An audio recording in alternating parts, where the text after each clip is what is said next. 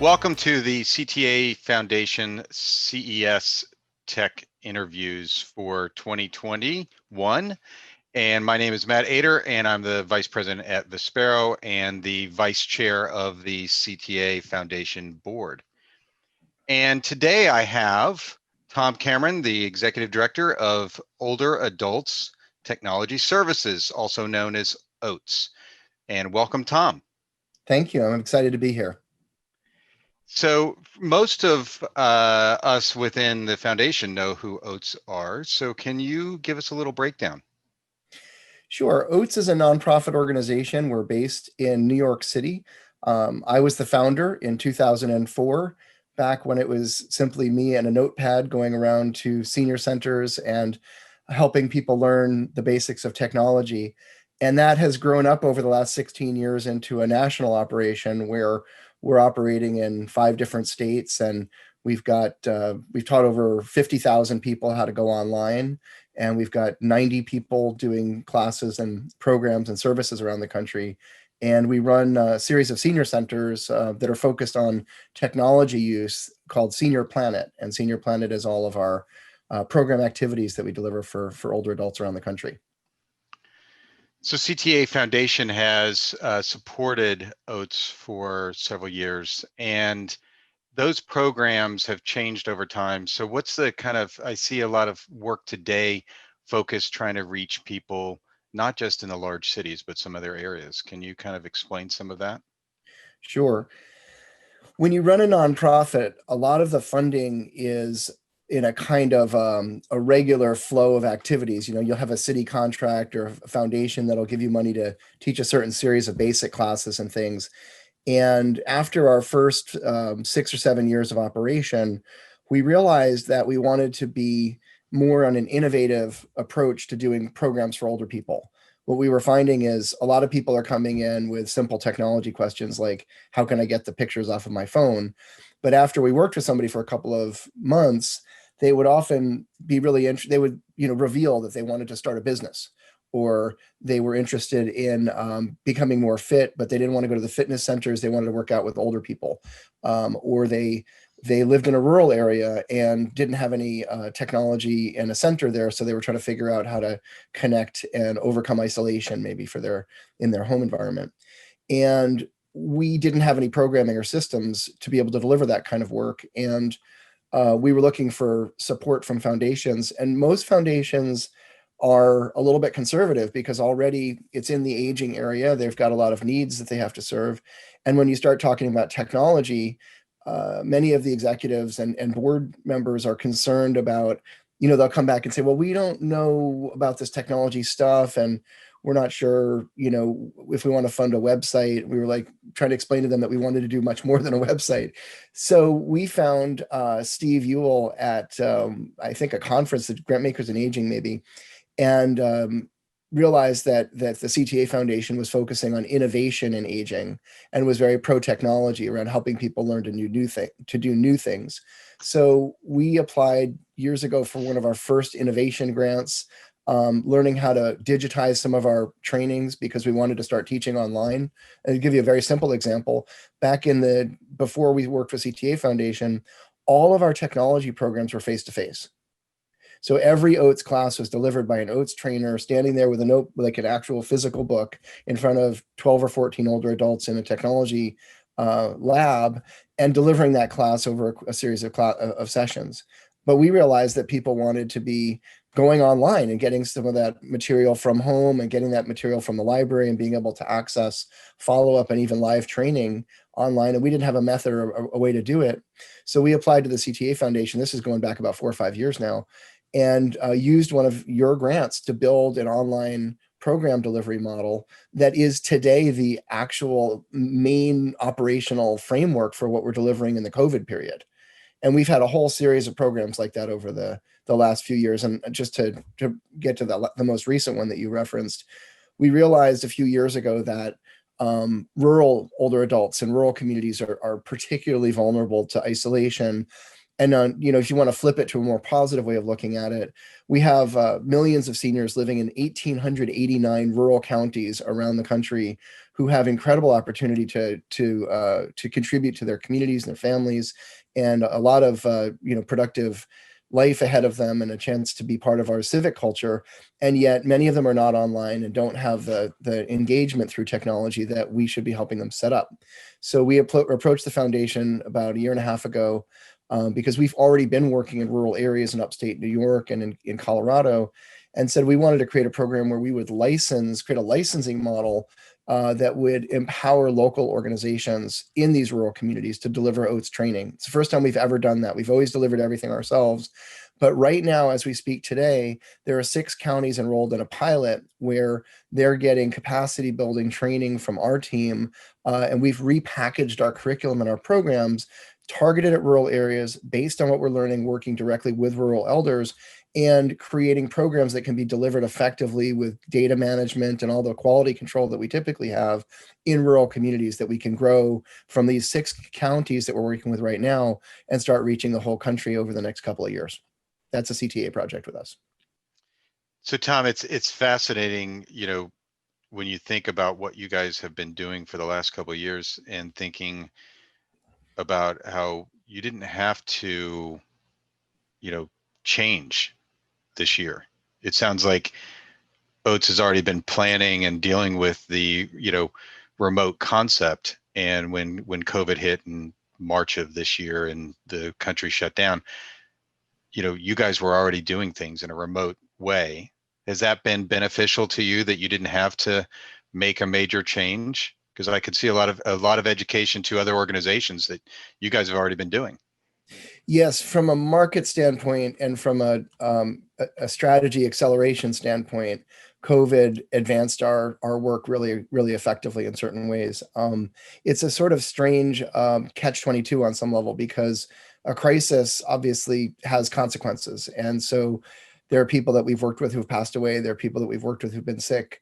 A lot of people are suffering from the isolation, and even right to our staff, people are needing a lot of mental health support and operational support to be able to function well. On the other hand, it is absolutely the case that we've been looking to digitize and enhance our digital capabilities for several years. And we were on track to build more online classes. We were supposed to be doing that in 2021. So about 50% of our curriculum was already digital. We created a thing called Senior Planet U, which is a what they call a learning management system. And that already had 200 modules of content, including things like entrepreneur videos that helped coach people that wanted to learn how to start businesses, that you could watch online, that were married up against our class formats. And so when COVID occurred and we had to do that digital pivot, it really answered the staff challenges around, like, how are we supposed to do this, or how quickly can we do it, because there was no alternative. It was all hands on deck 24 hours a day. And in 45 days, we relaunched all of our programming. It actually got out within the first 2 weeks, but within a month and a half, we were up and running every single day with classes on all 5 impact areas that we use at OATS. And it was something that, we could have hired 1,000 consultants from 1,000, Accentures and Deloittes to come in and tell us, how to do that. And instead, because of the emergency nature of it, we were able to get it going right away. And it's positioned us to be able to help other organizations. The city of New York did a 10,000 tablet distribution program for the low-income seniors and the housing authority. That was on our instigation. That, again, we've been talking about that stuff for years, but suddenly, now that everybody realizes the urgency of it, older adults and technology are really right at the front of the table for people's considerations. And we're the group that's been working on it for 15 years. So it does feel like a special moment for us to be able to make a difference. When you look at some of the challenges that older adults are having today, and especially as you look at their rural communities, what's the largest challenge they're faced with today? Is it the need for high-speed internet to be able to do some of the technology stuff that we're talking about? I'm going to say there's three parts to that question. I'll try to get them quickly here. The first challenge is that we live in a society that's still really permeated by a lot of ageism. And so rural seniors, urban seniors, everybody kind of shares that experience to some degree, where there's a tendency for people to just think really negatively about aging, and it's totally wrong and inappropriate and unacceptable. Yet we haven't really overcome it yet. So one of the big challenges is reframing how we talk about aging, how we talk about learning technology in the context of aging. And that's a real burden for people that I think, again, the crisis has with COVID has uncovered a little bit. The second major issue is around technology access and connectivity. We have been working with the Humana Foundation, which made a $3 million investment in OATS this year to overcome the connectivity crisis for older people, because there's a wealth of technology resources available to consumers, and also, through some of our public and philanthropic support for people, which are lifelines for people that are living independently and aging. Whether it's Peloton bicycles or Amazon Echoes or assistive devices for people with impairments. There's so much that's available to people, but that they don't have a chance to use. And in many cases, it's because they simply don't have wireline or high-speed connectivity at home. So we just did a study with the Humana Foundation support, where we brought the guy who wrote the National Broadband Plan. He's like a kind of a stellar researcher, guy named John Horrigan. He's considered the most prominent researcher in the field. And we hired him to do a study of older adults and who's online and who's not online, working with another researcher out of Cornell named Aaron Cornwell. And we found that 21.8 million older adults are not online at home right now. 21.8 million, that's close to half. And when we broke down those numbers, we realized that they do correspond with things like race and residence in rural communities and lack of a high school degree. So the most vulnerable older adults who are already grappling with, lower incomes and some social isolation and other factors like racism in America are then also grappling with a connectivity barrier that's pushing them farther underwater. So we're working really hard to identify that problem and get people out front. And the last part of the answer here is that older people themselves need to activate. This is not a, we're going to come give you a handout or help you kind of situation. Seniors don't want to be in that role where they're somehow passive and seen as frail and dependent problems. Older people are themselves the solution in terms of the generators of new ideas and the energy that we need to solve problems. And so OATS really has always historically relied on partnerships of the people that we work with. It's not a top-down or a one-to-many kind of a model. It's a side-by-side, let's sit down and look at what we need to do together.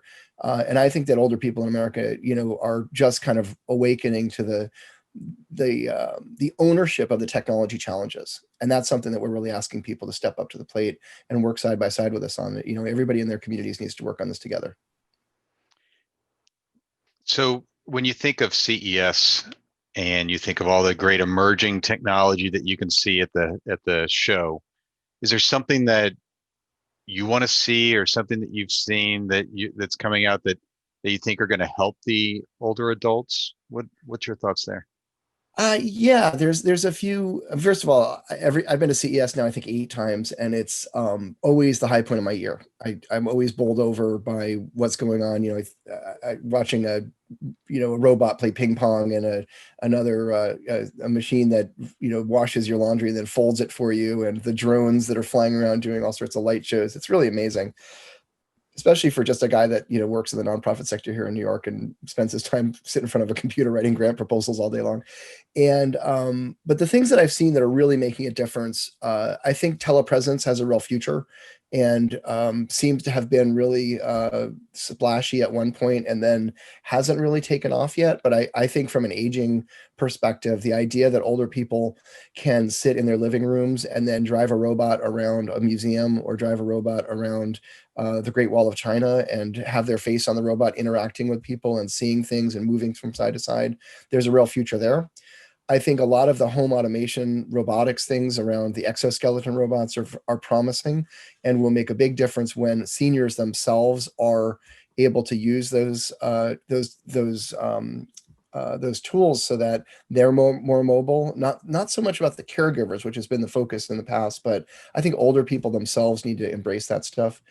I think that the voice activation, of course, is a big opportunity for people that don't want to be typing on a keyboard and all the time. And I think is a really important supplement to the tablets and the keyboard devices, like we use a lot of Chromebooks and T-Mobile LG tablets and different kinds of tablets at Senior Planet, and they're all really important. But I think those home automation devices around the Alexa and the Google Home and the Nest are really they're helping people feel safer, more organized at home. And I think as they mature and become easier to use and more ubiquitous in terms of the applications and the light bulbs and things that match up with them, more and more older people are going to really adapt to those. And then the final part of it, I think, is really building a culture of technology use amongst older people, just in terms of the culture of it, getting people like me and all the people that we work with who are success stories around this stuff on the stage at CES to talk about the fun that people have, the wonder of it. That's what a lot of older people are telling me. It's not just that they saved a little bit of money or they were able to, watch a TV show that they were interested in. That's obviously helpful, but the magic of being able to communicate with your kid who might be on another continent, or to ask Alexa a trivia question about something that only you would really be interested in, but it's right at the tip of your tongue there. And having people share that and create a commonality around why older people should be excited about technology, embracing that, recognizing it. That's, I think, a critical role for the tech at CES as well. So Tom, if people want to learn more about OATS, where can they go? Well, the easiest place to find out about OATS, the organization, is on our website, oats.org, OATS.org. And we have, if you're trying to email us and you don't know how to get to me, just email info@oats.org, and that will eventually find its way to me or the right person. And then all of our customer-facing programs are at seniorplanet.org, seniorplanet.org. And we have every single day, we have classes for older people around everything from fitness and wellness, mental health, financial management, financial security, avoiding fraud, how to use Zoom, what kinds of technology you might want to buy for your home, all sorts of great topics. And it's really a community. So people come on, we have dozens or hundreds of people on some of these calls.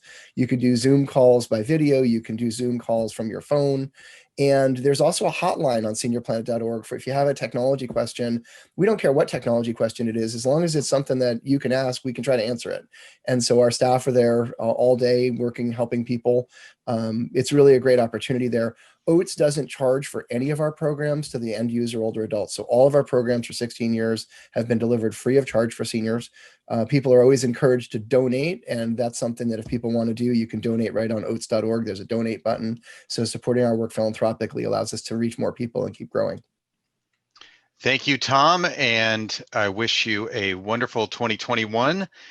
If for the audience who's interested in learning more about the CTA Foundation, you can go to ctafoundation.tech. Great. Matt, I just want to say, the CTA Foundation has been such a critical piece of our growth at OATS and our innovation that for people that are thinking about doing more with the foundation, I could not encourage them more enthusiastically to do that. If it wasn't for the CTA Foundation, I can honestly tell you we would still be teaching with notebooks in computer rooms around New York City, but we wouldn't be a national organization. We wouldn't have any of the resources we have right now that we've been able to develop with all that innovation support that we've gotten from the foundation. So I want to put in a plug for you guys. It's been an incredible partnership over these last 5 years. No, we appreciate it and continue to look forward to seeing how OATS can continue to grow. Thanks Thank you very much. Sure. I appreciate it.